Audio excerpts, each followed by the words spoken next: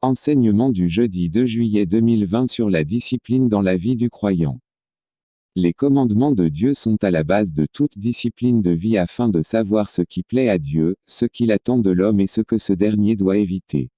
Il s'agit des recommandations fortes de Dieu permettant aux hommes de construire une relation en les laissant libres de leurs actes. C'est un appel à l'amour et à la liberté qui fonde les relations entre les croyants. Seulement, la question est de savoir comment le croyant appréhende-t-il cette discipline qui lui est proposée de suivre. Après avoir donné quelques précisions terminologiques, il sera question de voir ensuite les avantages pour un croyant d'avoir une discipline de vie.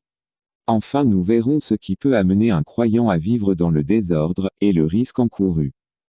1. Définition des termes. La discipline est l'ensemble des règles de conduite communes que les hommes adoptent pour mener à bien les activités dans un milieu donné. Elle est aussi considérée comme l'ensemble des règles de conduite, mieux l'obéissance à ces règles. Elle devient une affaire personnelle lorsqu'on décide de donner un sens à notre vie. On parle alors de l'autodiscipline. Et pour le croyant, elle consiste à s'entourer des garde-fous pour être à l'abri du péché. Il est écrit, on connaît bien les œuvres de la chair, liberté sexuelle, impureté, débauche, idolâtrie, mauvais sort, inimitié, querelle, colère, jalousie, emportement, rivalité, division, secte, envie, excès de boisson, de nourriture et tout le reste. Je vous l'ai déjà dit et je le répète, ceux qui font ces choses-là n'hériteront pas du royaume de Dieu.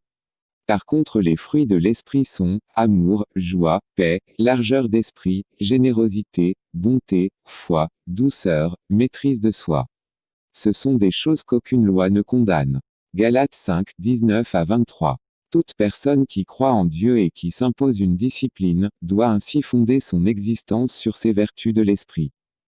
Le croyant, c'est justement tout être humain qui croit en Dieu, qui a une foi religieuse, qu'il soit catholique, musulman, protestant, ou toute autre confession religieuse. Les Saintes Écritures déclarent, ce sont donc bien ceux qui comptent sur la foi qui sont bénis avec le croyant Abraham. Galates 3 verset 9. La Bible définit en effet Abraham comme le père de la foi. Malgré son âge, il a continué d'espérer en Dieu, comme dit l'Écriture, « Je fais de toi le père de nombreuses nations ». Et il l'est devenu quand il a eu foi en ce Dieu qui fait revivre les morts et qui appelle ceux qui n'existent pas comme s'il existait. Il a espéré contre toute attente, et il a si bien cru qu'il est devenu le père de nombreuses nations, comme on le lui avait dit, « Voilà comment sera ta descendance ». Sa foi n'a pas faibli, il a oublié que son corps était comme mort, il devait avoir 100 ans, et que Sarah ne pouvait plus avoir d'enfant.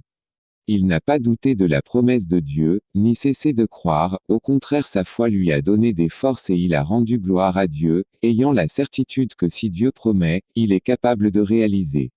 Romains 4, 17 à 21.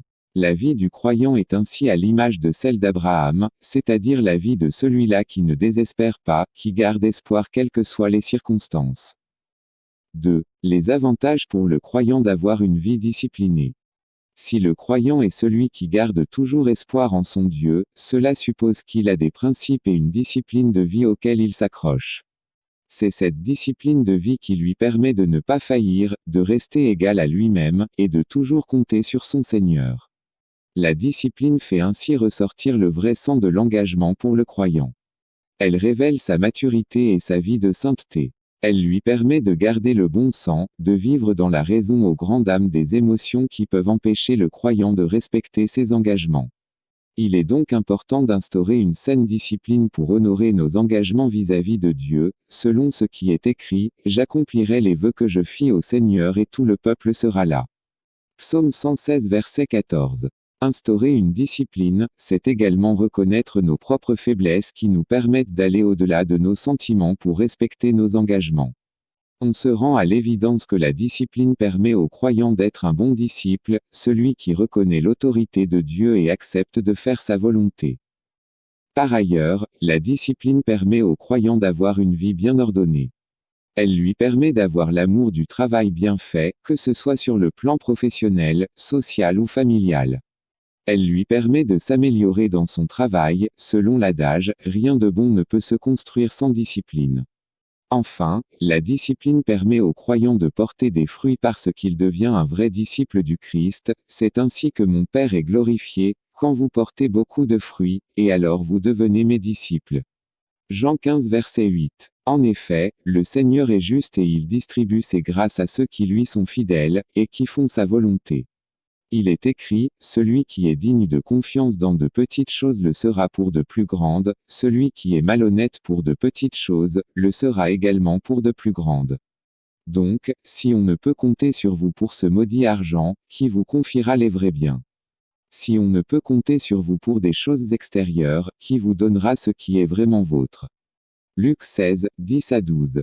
Le croyant doit donc accomplir le service de son Dieu dans la joie et dans la bonne humeur.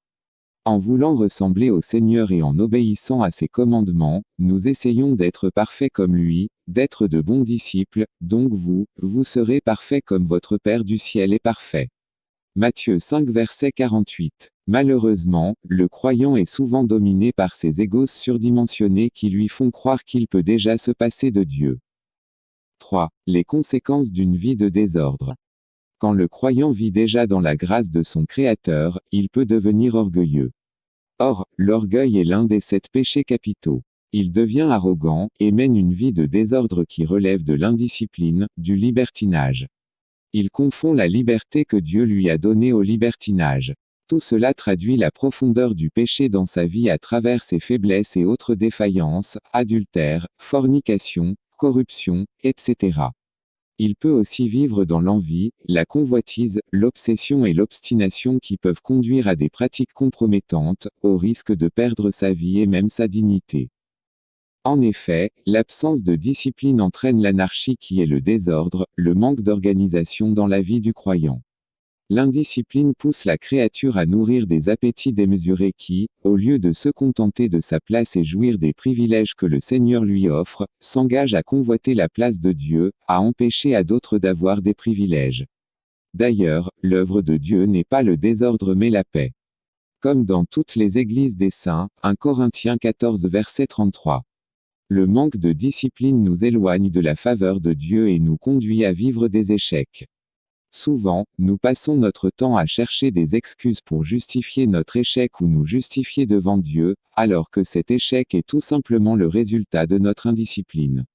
Le croyant ne doit pas chercher des excuses pour expliquer ses manquements, car la discipline, c'est faire ce que je dois faire et non ce que je veux faire. Qui plus est, la discipline est un combat entre ce que nous avons envie de faire et ce que nous devons faire. Pourtant, une vie disciplinée par les commandements de Dieu est une vie qui porte du fruit et dans laquelle chaque croyant doit s'épanouir. De ce fait, la discipline est la clé du succès. Dieu veut que nous soyons le peuple de la réussite. En accomplissant sa volonté, nous sommes assurés d'avoir sa bénédiction et ses grâces pour toujours. Il est plus facile de vivre comme le monde, mais suivre les principes de Dieu demande de la discipline, et la discipline dans la prière. D'où cette parole, heureux cet homme.